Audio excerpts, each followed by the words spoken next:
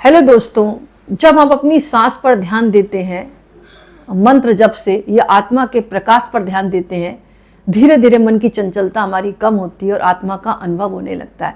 मैंने एक ही बात कही, आप कहीं भी चले जाएं, मंदिर चले जाएं, गुरुद्वारे चले जाएं, मस्जिद चले जाएं या फिर आप चर्च चले जाएं, लेकिन ये एक माध्यम हो सकते हैं मन को कंट्रोल करने के। लेकिन मन की चंचलता तो कम तभी होगी जब आप अपनी इंद्रियों को अंदर मोड़ेंगे।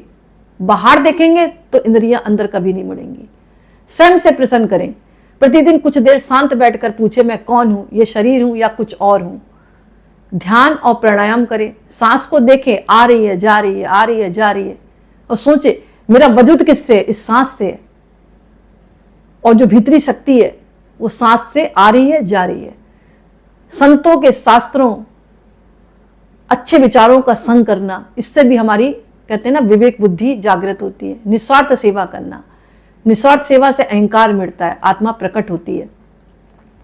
कहा जाता है कुछ देर मौन भी रहना चाहिए, कुछ देर मौन भी रहे ताकि हमारी जो इंद्रियां हैं वो बाहर ना देखकर अंदर की तरफ मुड़े। जब हम बाहर छोड़कर अंदर की तरफ मुड़ना चालू करते हैं तो हमें अंदर का अनुभव होना चालू हो जाता है, क्योंकि आत्मज्ञान कोई बाहर चीज नहीं है, वो अंदर की चीज है। जैसे दीपक जलाते ही अंधेरा मिट जाता है, वैसे आत्मज्ञान होते ही मोह और अज्ञान दूर हो जाता है। इसको बार बार प्रैक्टिस करनी पड़ती है। जैसे खाना रोज खाते हैं, सोते रोज हैं, अपने कर्म क्षेत्र करते हैं, रोज ऑफिस जा रहे हैं, स्कूल जा रहे हैं, तो इसी प्रकार आपको अभ्यास करना पड़ेगा, तब जाकर आपका आत्मज्ञान आपको होगा। कबीरदास जी यही कहते थे, मोको कहाँ ढूंढे रे बंदे, मैं तो तेरे पास में, ना मंदिर में, ना मस्जिद में, ना काबे, ना कैलाश में। कबीरदास जी कहते हैं, हे मनुष्य, तू आत्मा और ईश्वर को बाहर मत ढूंढ, वह तो तेरे ही अंदर है।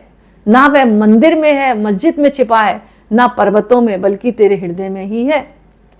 ये आज की बात नहीं, कबीरदास तो कब के लिख गए इस बात को। तो सेल्फ रियलाइजेशन तभी हो सकता है जब मनुष्य जो है अपनी आत्मा को अंदर की तरफ देखे। कहीं भी जाएगा उसको कुछ प्राप्त नहीं होगा। जाना एक माध्यम हो सकता है, सीढ़ी हो सकती है, लेकिन सेल्फ रियलाइजेशन तो खुद को ही अंदर झांकने से पता लगता है। तभी कबीरदास जी कहते हैं, मोको कहाँ ढूंढे रे बंदे, मैं तो तेरे पास में, ना मंदिर में, ना मस्जिद में, ना काबे, ना कैलाश में। पिंजरे के पंछी रे कहे कबीर सुना, अंतर आत्म जान ले, वही है गुरु गुना। शरीर एक पिंजरे की तरह है, कबीरदास जी कहते हैं, और आत्मा उसमें बंधा हुआ पक्षी है। कबीर कहते हैं, अपने भीतर की आत्मा को पहचान, वही तेरा सच्चा गुरु है और मार्गदर्शक है।